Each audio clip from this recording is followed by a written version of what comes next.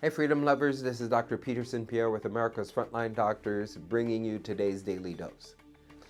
Federal government scientists will likely be told to stop publishing in medical journals such as The Lancet, Health Secretary Robert F. Kennedy Jr. said on the Ultimate Human podcast on May 27th.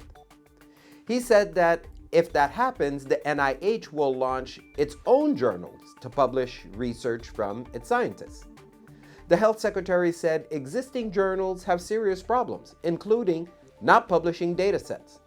This makes it hard to replicate studies and incentivizes cheating. Quote, what we're going to do is we're going to devote probably 20% of the NIH's budget to replication. Every study has to be replicated.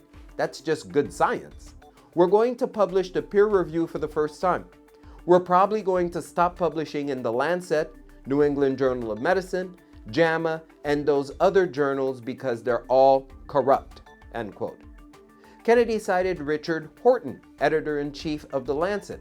Horton has written that, quote, much of the scientific literature, perhaps half, may simply be untrue, end quote, with issues such as conflicts of interest and small sample sizes plaguing the field.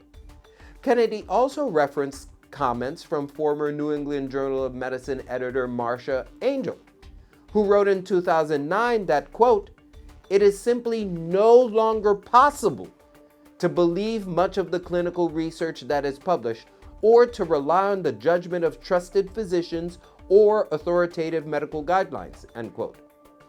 That was 16 years ago she said that. The current publication system means researchers must pay to get their research published, and often involves, of course, pharmaceutical companies funding research that supports their products, Kennedy said. Quote, unless these journals change dramatically, we're going to stop NIH scientists from publishing there, and we're going to create our own journals in-house in each of the institutions, and they're going to become the preeminent journals. End quote. Wow, imagine that. Actually sticking to truth in science. Ladies and gentlemen, only the truth will set you free. Stay tuned for the next Daily Dose.